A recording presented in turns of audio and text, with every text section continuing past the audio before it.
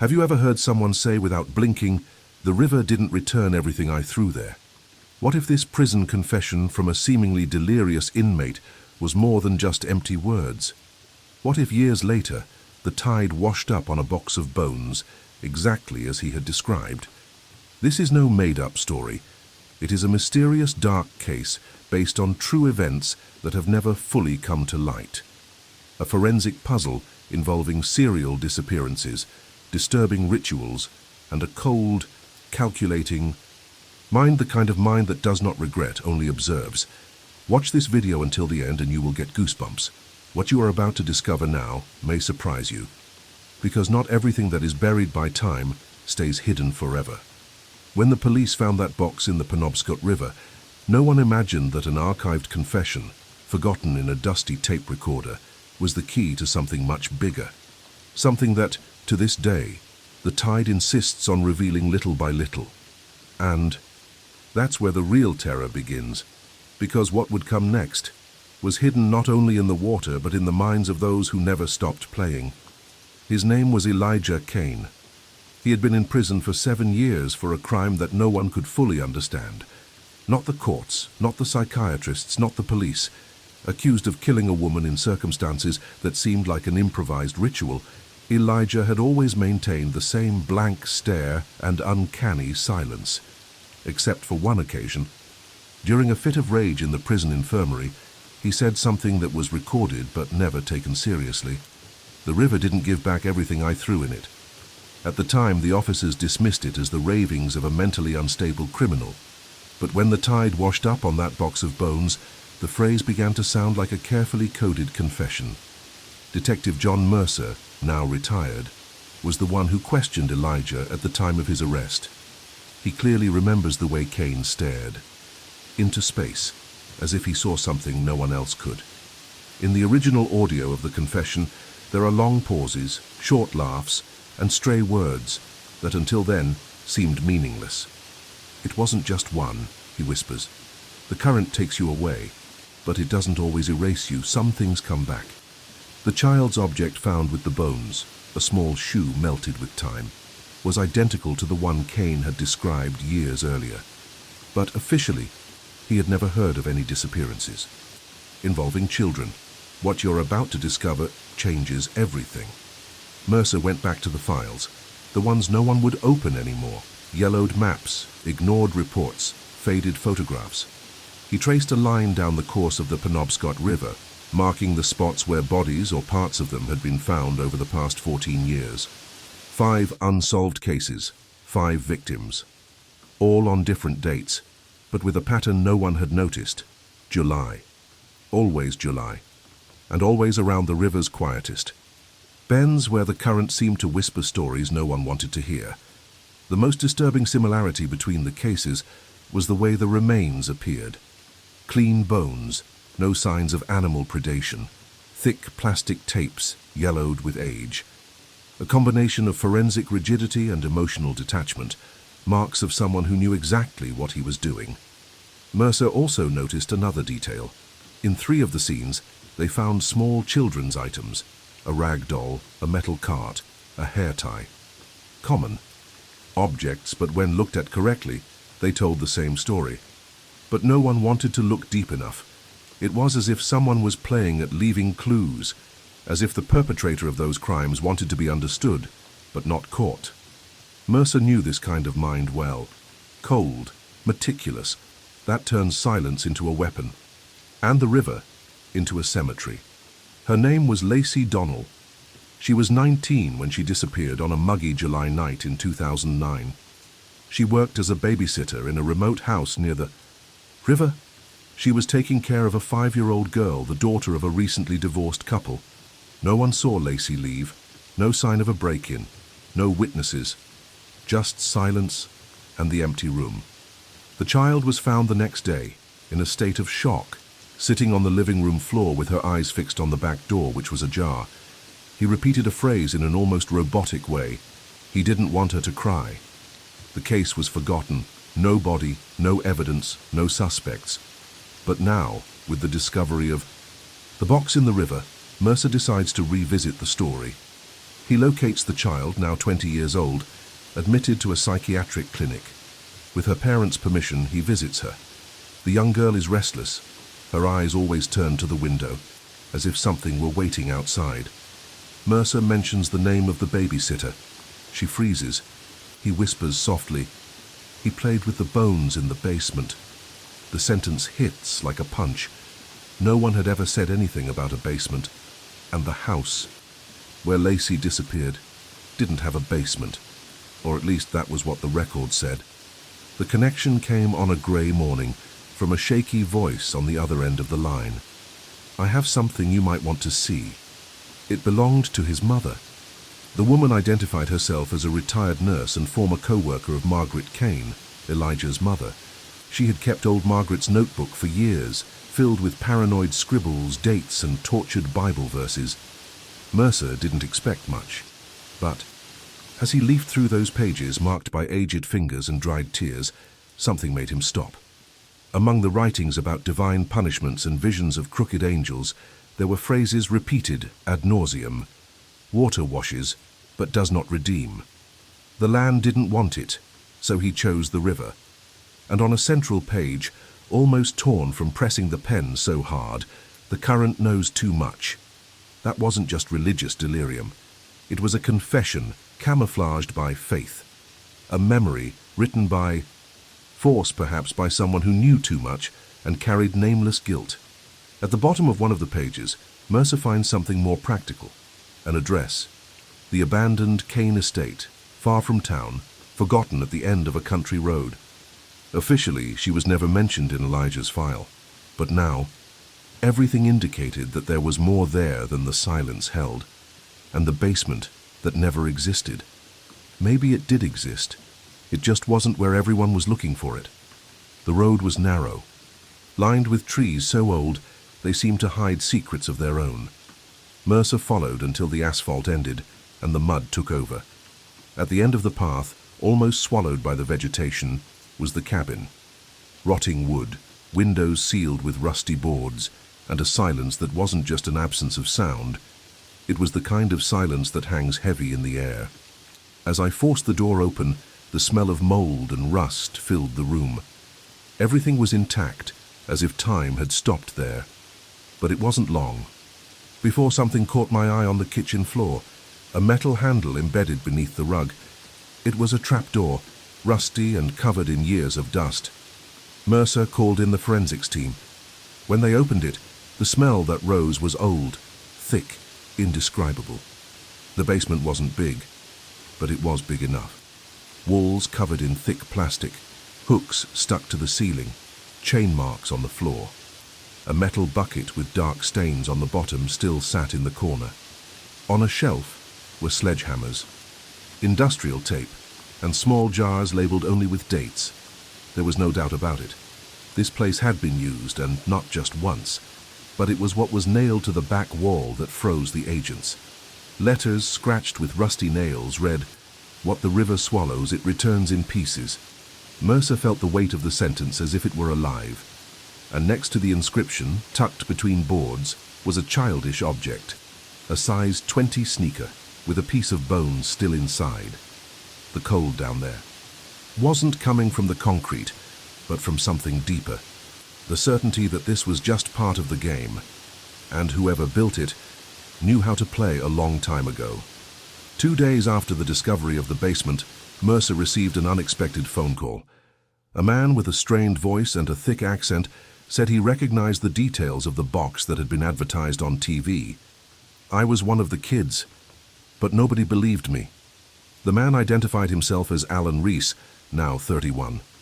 At 8, he had been reported missing for 3 days and was found in a state of shock in a forest 20 kilometers from the Penobscot River. At the time, he told the police that he had been taken by a man who talked to the river and played at cutting without hurting. Official records said Alan suffered hallucinations due to the trauma, but now his every word took on new weight. Mercer arranged the meeting in a discreet room in the district. Alan arrived with sunken eyes and hands that wouldn't stop moving. Seeing the image of Elijah Kane, Alan frowned, but not for sure. "It's him, but it's not just him. They had two. One laughed, the other cried." Mercer froze. "Two?" Alan nodded, his eyes fixed on the wall. "One fed me. The other said he was going to return me to the river." The accounts matched the psychological profile Mercer was beginning to draw. Someone with dissociative disorder? A double? Or a fragmented mind operating under multiple identities? But there was more.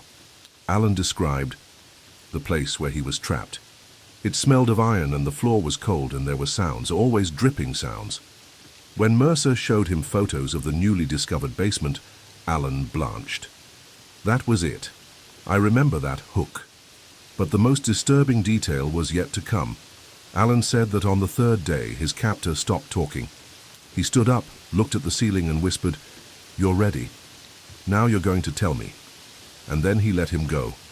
There was no ransom demand, no sexual violence, just an abrupt release, as if he had a purpose, or worse, an order. The question that was beginning to form was much bigger than the initial case. Who, or what, was deciding who lives and who disappears in the river? Alan's words echoed like a whisper in the back of Mercer's mind. There were two. The idea seemed absurd. Elijah Kane had been condemned, locked away, forgotten. But if he hadn't acted alone, who was the other? Digging through hospital files and forgotten. Records, Mercer found a faded note in Elijah's birth certificate. A detail overlooked at the trial. Multiple birth, twins, registered names, Elijah and Caleb Kane. But something was wrong.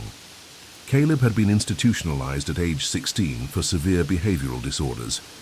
Paranoid schizophrenia, auditory hallucinations, episodes of ritualistic violence. Committed to Brookfield Psychiatric Center, he had disappeared from the radar in 2008 after an alleged transfer, with no record of arrival at the destination. An administrative error, they said, but no one had ever looked for him.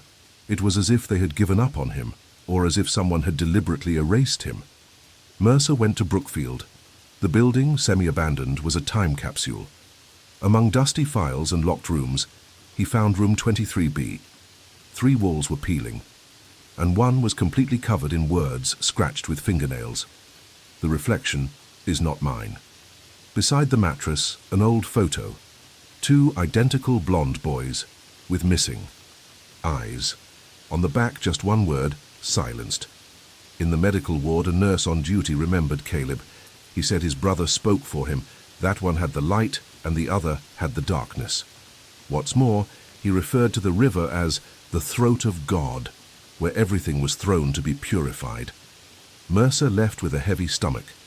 Caleb had been missing for the year before the first disappearance linked to Elijah, but the crime patterns only began after his escape. What if Elijah was in prison for a crime he didn't commit alone? Or worse, was it just a mirror of the real executioner? Time, until then, seemed to be running against Mercer, but now the feeling was different, as if something was watching him and waiting. Mercer returned home with his head boiling. He spread the files out on the living room floor, trying to fit the pieces of a puzzle together in the dark. Caleb Kane disappears. Elijah is arrested a year later for a crime that does not match his clinical profile. Bodies appear little by little, always in July, always in the river, but there was a deeper layer, something that strayed from forensic logic and delved into even more disturbing territory. Reviewing the items found in the cabin's basement, Mercer noticed a detail he had missed. Inside a torn Bible between the pages of the Psalms were loose sheets, written by hand, in crooked script, with circular symbols and inverted crosses. They were fragments of a ritual, or what looked like one. Phrases, repeated like mantras, "Be silent to be heard," "Offer so as not to be forgotten," and one that stood out in red, "Water takes the name, but gives back the sound." This was not just the work of a schizophrenic. There was structure, a system, an internal logic. Mercer took the writings to an expert in cult symbology. The response was immediate. "This here reminds me of the language of an occult group from the Northeast, active in the 1970s. They called themselves the Silenced Ones. They preached that human identity was a noise that prevented the soul from merging with the will of the water. They believed that by eliminating the name and memory, the person purified themselves in order to transcend. In the group's documentation, one name recurs several times: Joseph Caleb, one of the founders. Expelled after an incident involving a child and an incomplete sacrifice. Mercer's blood ran cold. Caleb Kane, Joseph Caleb. Names changed, identities deliberately mixed up. Was he trying to complete a ritual left unfinished? The pattern of crimes was beginning to make sense, but not on a rational level.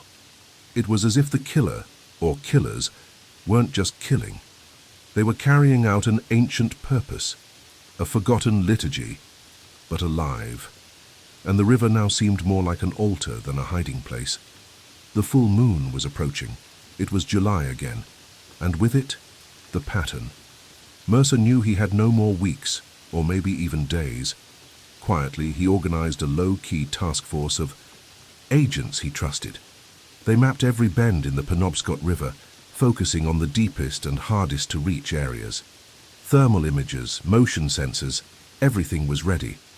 But there was one spot that stood out, a stretch of river where GPS always failed, a site of ancient Indian records, avoided even by the most seasoned fishermen. They called it Mist Gorge. On the night of the red moon, at 2:47 a.m., a sensor picked up movement. A small boat, powered by a silent engine, was cutting across the dark surface of the water. A night vision camera captured the image, a solitary, hooded figure holding something in its lap. The signal wavered, the image distorted, but it was enough to trigger the alert. When the team arrived at the scene, the boat had already disappeared. On the shore there were only wet footprints and an object left on purpose, a child's doll, with its eyes sewn shut with red thread. On its chest, a small inverted cross carved with a knife. Mercer tasted the metallic. A rush of adrenaline. While searching the area, an officer found older footprints that were too deep for a single person. They were side by side. Two pairs, a bigger one, a minor. Confirming what Mercer feared, Elijah was never alone. As the drones hovered overhead, something else appeared in the water. A black bag, wrapped in tape and with a date written in red, Jewel 99. When they opened it, they found bones, too small for an adult, and a cassette tape inside a sealed bag. On the recording, a hoarse voice whispered repeatedly, "You saw the reflection, but you did not see the shadow." The feeling was clear. They were being watched, but the game wasn't over. It was just starting over. Mercer couldn't sleep that night. The cassette tape still echoed in his mind like a dirty spell. You saw the reflection, but you did not see the shadow. The next day he returned to Brookfield Psychiatric Center. Something told him he had missed a detail. He walked through the cold corridors of the decommissioned wing to room 23B again. But this time, he forced the drywall that seemed to fit poorly in the corner. Behind it, he found what appeared to be a secret compartment, narrow, suffocating, a sort of refuge carved with his own hands.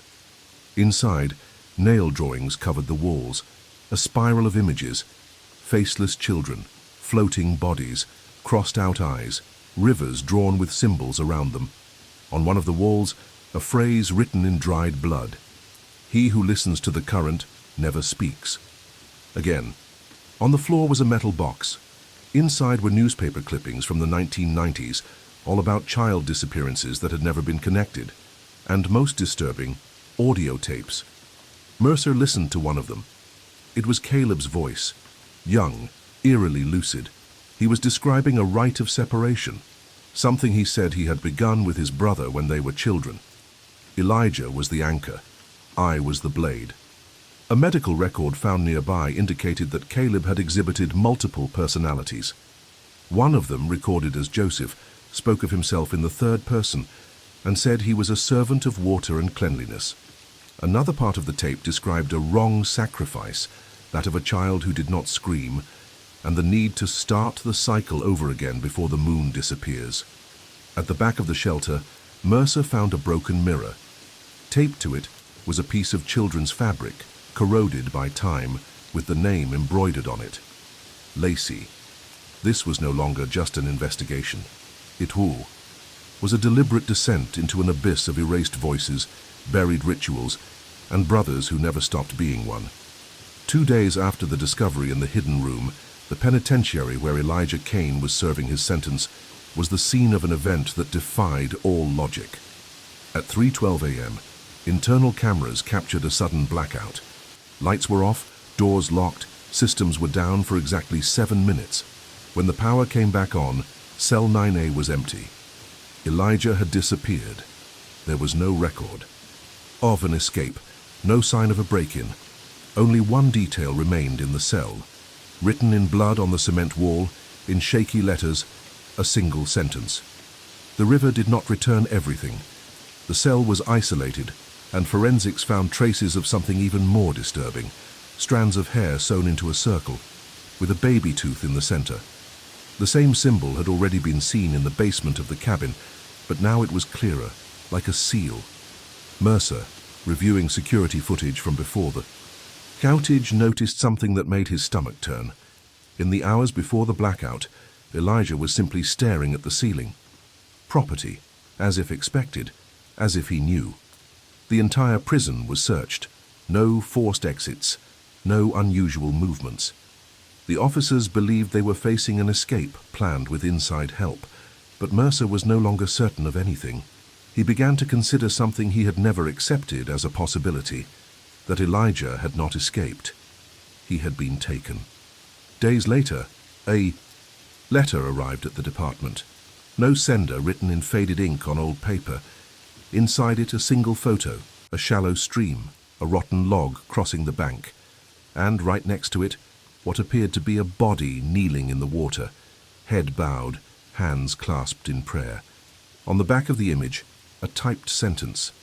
Now that you know, you need to learn to listen. The feeling was nothing more than that the case was out of control. It was as if he had only just begun, and Mercer, without realizing it, already had his feet on the wrong shore. Mercer resigned from the force days later. Officially, he went on leave due to mental exhaustion, but the truth is that he knew too much, and he knew no one was willing to listen. He took with him copies of the files, the audios, the photos, the basement scribbles, and Elijah's mother's journal.